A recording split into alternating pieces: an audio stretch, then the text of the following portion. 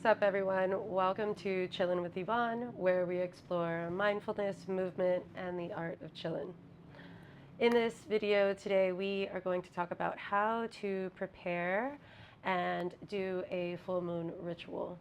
So this is a general video for any full moon, but you can tailor your ritual to the theme of that full moon, and we'll get into that a little bit later. Okay, I started doing full moon rituals a few years ago. I noticed that I would get a little cuckoo before and during the full moon, and if it coincided with my cycle as well, then I would be extra cuckoo. So I just wanted a way to feel a bit more grounded during that time and be a bit more mindful of my mindset prior to the full moon so that I can be a little bit more chill during that time.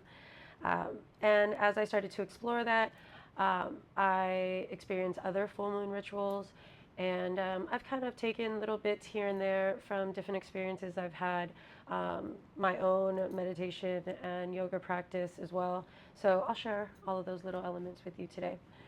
All right.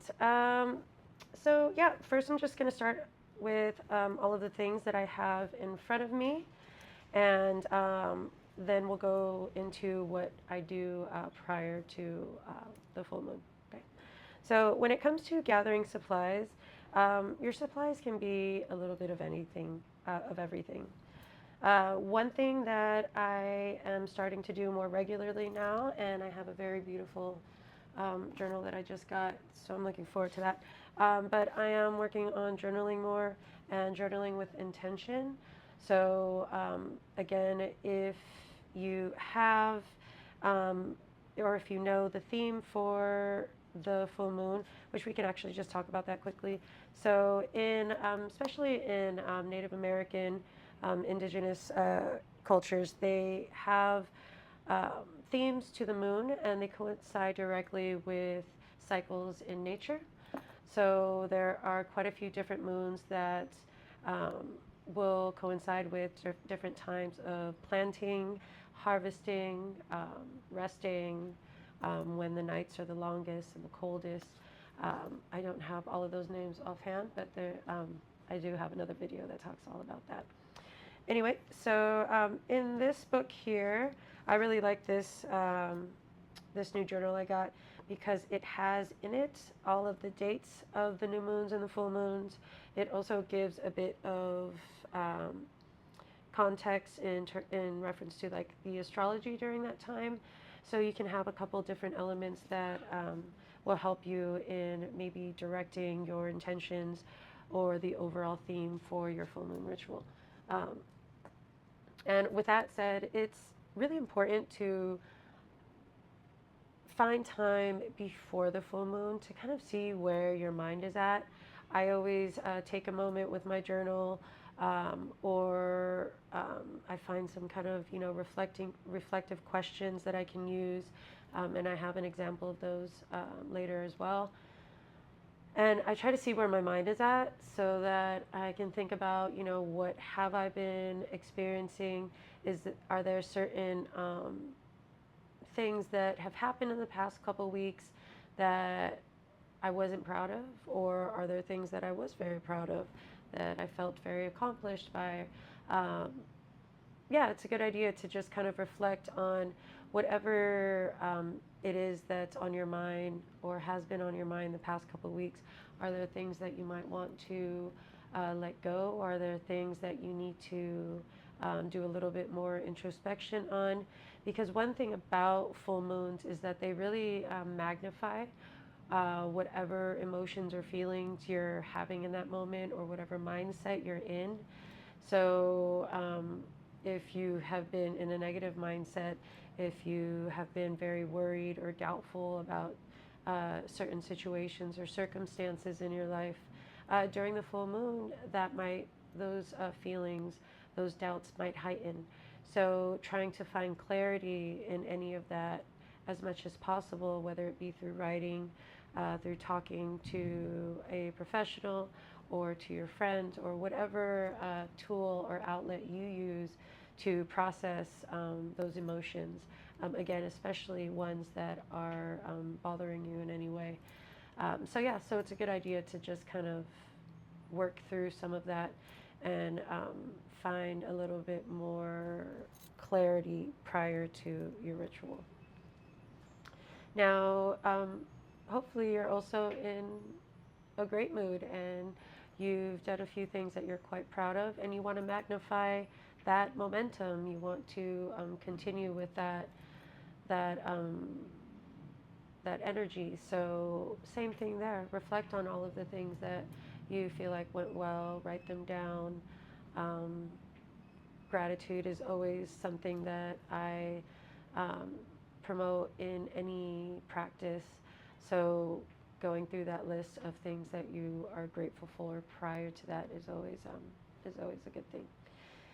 Okay, great. Yep. So yes, having some type of journal around, and also in the workshop, the full moon workshop that I have that I give, I do always give you a moment to reflect. I usually give you a journal prompt during and after.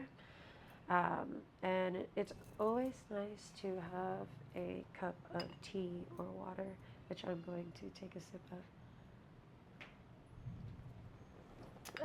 Yeah, it's always nice to have that close by. Okay, so journal. In before I get to this area here, in this box here, I have two sets of oracle cards that I use quite often with my meditations, any type of rituals I do. I use them quite regularly, especially if I just want a little bit of insight or inspiration. Both of those cards, I can just share those with you right now because I do really love them. And you'll see a couple other things that are in my box. I did not organize that box prior to this, so that's okay. These are my mala beads that I use during meditation. I don't use them in the full moon workshop that I have that you'll see after this video. But I do use them regularly in meditation. If you're not familiar with mala beads, I also have a video that shows you how I use them and why I love this one. Okay, so those are my mala beads. I'll put that there. So the two sets that I have, the first one is actually a combination of two sets, but they're by the same person. A good friend of mine, her name is Naomi Samara, and she's an artist, and the artwork is just amazing. That one is a little difficult to see. Let me get, oh yes, I actually pulled this card yesterday. So that's one, Rebirth. Yes, the artwork is beautiful, and she also wrote all of the meanings. And for some of the cards, there are questions at the end for reflection, which goes great with your journaling. But I do use oracle cards after the ritual or towards the end, once I've done my meditation or my movement, so that the channels and the energy is a bit clearer and a little bit more true. The second set that I use quite often is this Earth Warrior deck. I really like it because it has a lot of different deities, gods, and figures that are quite prominent in indigenous cultures. So there are a couple here from Hawaiian culture. There are a couple different Aztec references, Peruvian. Yeah, so I really love this one. Amazing. I'll put those back in there. And I do leave these all out during the ritual just because I like them to be all kind of blessed with that good juju while I'm meditating. This little area here is something that I only do during full moon ritual. I don't do it during new moon or my regular kind of like meditation stations. This is just a little offering. Offerings are quite common in a lot of different rituals and ceremonies, a lot of different cultures. In the Filipino culture, which I am Filipino, if you're not aware, um, we have an altar for usually our ancestors as well as saints, and uh, if they are Christian, Jesus. There is a baby Jesus in the Philippines called Santo Niño, so that's probably one of the most prominent saints that will be on the altar. But you usually put a mixture of goodies. Um, Cigarettes are not as common as I noticed in the Philippines, but here in Bali, cigarettes are very common, and a lot of Native American tribes do use tobacco in their offerings as well. Usually, some type of fruit or food uh, is um, is pretty custom in offerings. I try not to get things that I don't use because you're offering something of your own, and I eat these cookies regularly, and these are really nice tomatoes. Anyways, so yeah, that's my little offering area. And when it comes to the offering as well, uh, depending on the culture, some people leave it out for a certain amount of time. I definitely don't leave food out here just because I have a cat, and also I don't want any other animals. But I do pray over it, and I usually do eat them or use them. So if there's something that can be burned in a fire and you are doing your full moon ritual where there is a fire with all the safety precautions, obviously, there are certain things you can throw into the fire as an offering as well. Cool. Sip, sip. All right. For the items I have here, so I do like to what people call charge things under the full moon. Um, the full moon in general is ruled by the water element, or rules the water element, excuse me. And especially Native American culture, they definitely believe in that connection. I personally completely believe in the connection. As some of you know, I surf, and the way that the moon rules the tide and the ocean is quite obvious and evident. Also, as women, we definitely know that our cycles and the moon cycle are directly correlated and connected, and we feel that very deeply. And I also uh, believe that's why Native Americans do call the moon grandmother moon, and I've adopted that name as well because I think it's quite beautiful. Um, I happen to be Cancer as well, so Cancer with a Scorpio rising, so I'm very much water element and ruled by the moon in a lot of ways.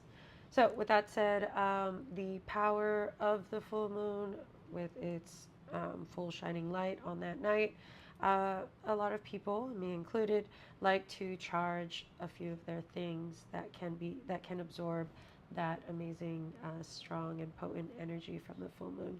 So one of the things I always do is I have a jar of, I use filtered water because I do use the water after the charge. And this is also quite common in Native American cultures. And they believe that you can use the water as medicine once it's been blessed by Grandmother Moon. So yeah, so I use filtered water in the jar, and that goes to charge. Uh, I'm using my lovely chopping board. I just really like this chopping board, and it's beautiful. So it's what I usually use to put outside when I have the full moon. And you can prep this stuff the day before the full moon, because the potency of the full moon is 2 to 3 days before and after. So you can always charge your things prior to that, so that during your actual full moon ritual, which again doesn't have to be exactly on the full moon, on the dot or whatever, it can be around that time. Yeah. So there's the water. I genuinely enjoy candlelight. I have been a little bit scared lately after watching this one researcher talk about how toxic some of them are. So do be careful and get a natural one, especially ones with essential oils as fragrances, because it's the fragrances that can be most toxic at times. So yeah, little side note. Um, I like to have a candle at all times. These are my personal crystals. I don't have a ton. I don't have a huge collection. I just started getting into crystals a couple years ago. This little collection here is pretty special to me because a friend of mine does a regular meditation and morning activation, which I actually just started teaching as well. So they're even more special to me. But during each meditation, she gives one. So this is a collection of all the times that I've been to that meditation. There's one in there as well from a friend of mine, a couple other random ones in there. This one I got in Thailand, which I love. Quick funny story about this. I brought this back from Thailand, and it's what got me stopped at customs. Obviously, I did not have anything illegal in my stuff. But still, it's quite scary getting stopped by customs and search. But yeah, they stopped me for this, and it was worth it. It was quite stressful, but it was worth it. Okay, the other thing I have here is Palo Santo. I I love the smell of Palo Santo for one, but I always use it to clear the air. Um, there are a lot of different ways to clear the air. I also have sage, which I meant to put on this board. I left it over there somewhere. Anyways, I always like to clear the air. I clear the air regularly, whether ritual or not, whether I'm meditating or not. Um, I started doing that a few years ago, but even more recently, Bali in particular is a super like powerful, energetic place, and I've come to realize that more and more as I've been here. And so there are good and bad energies everywhere, even within myself, right? So it's important to clear the air consciously. Um, and that might, be something new to you. So take your time with that concept and that practice. But I generally say a very quick, easy prayer. Again, you'll probably hear me say it during the full moon workshop and all of my other classes. I usually start off with um, a pretty easy, simple prayer that I use. But I say that while I clear the air. Um, and there are certain, like sage in particular, when burned, does kill certain airborne microbes that are in the air. So there is that element as well. But more from a spiritual standpoint, it clears the air of kind of negative energy, low frequency kind of energies or vibrations that are in the air. So yes, it is nice to be mindful when you're doing that as you're clearing, going to the different corners of your space, consciously doing it over your objects. I sometimes look at the mirror and I do it over my body as well. Okay, cool. The last thing is my sound bowl. I am just starting to explore sound therapy a bit more, but I've actually had this piece for a really long time. I got it at my favorite store in Japantown in San Francisco, and it's been with me everywhere. It's small and mighty, like me. Silly. But yeah, so I usually ring the bowl or sound the bowl. Is it ring, sound? I'm not sure, honestly. At the end of my meditation. And I just started actually when my belly wasn't feeling good the other day. I just laid down and I put it on my belly and I rang it a couple times, which was kind of cool. But yeah, maybe we'll get into sound therapy a little bit more or sound healing a bit more later. All right. So that covers all of the things that I use.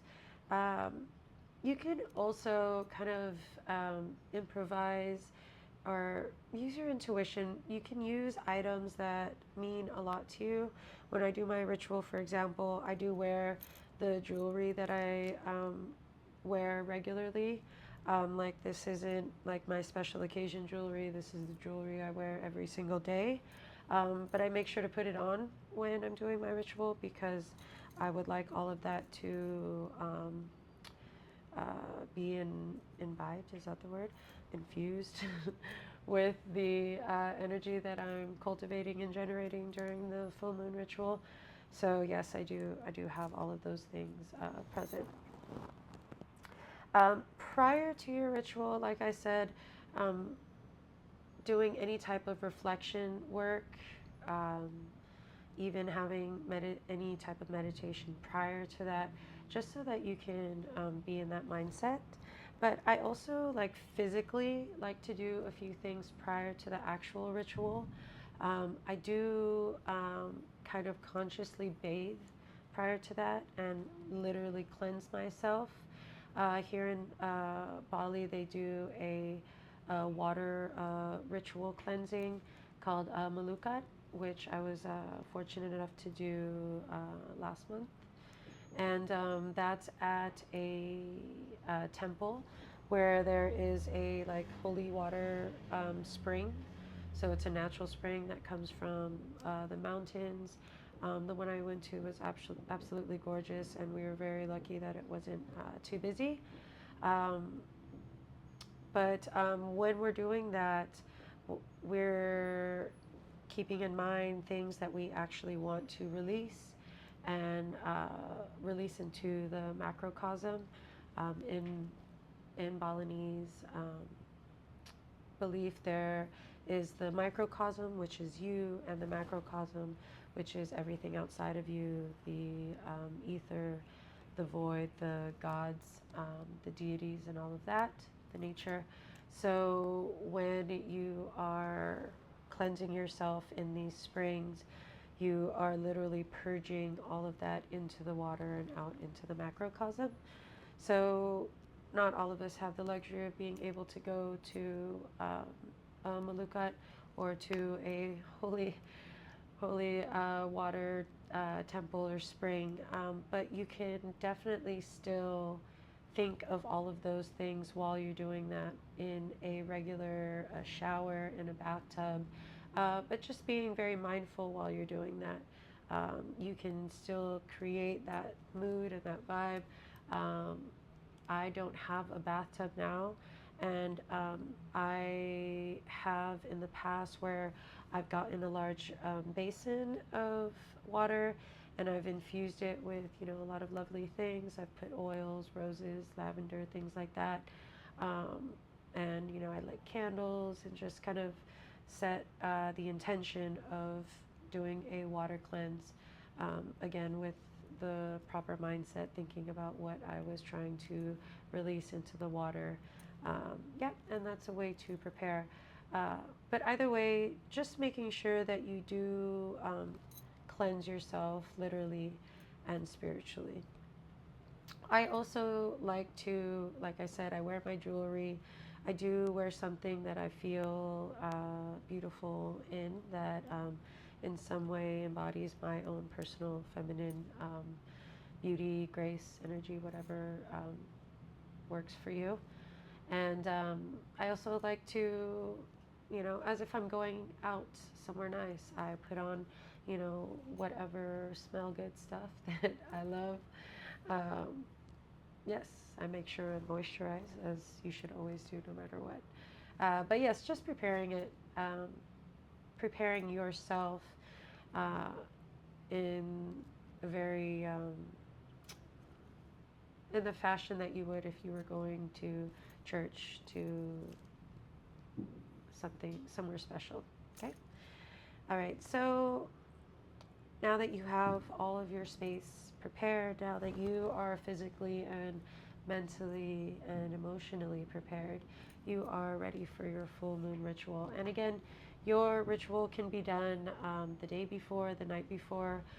Sometimes I actually do mine the morning after because I wake up uh, at dawn so that the moon is super bright. Actually, right where I'm sitting right now, I can see it from this angle. So I really like that time. And that is one of those magic hours to meditate. It is thought that the veil between us and the microcosm and the macrocosm, or us and the spirit world, or whatever higher power or creator you believe in, that veil is nice and thin, and so we are able to receive a little bit more of that, or to connect on a greater level. Thank you so much for joining me. If you liked today's video, please give me a thumbs up and subscribe. I offer guided meditations, yoga. I also offer full workshops. And I also just give a lot of one-on-one tips on how I like to chill in my home and do all these cool little things that I do. So, yeah, let's hang out again soon. All right, thank you again. Till next time. Bye.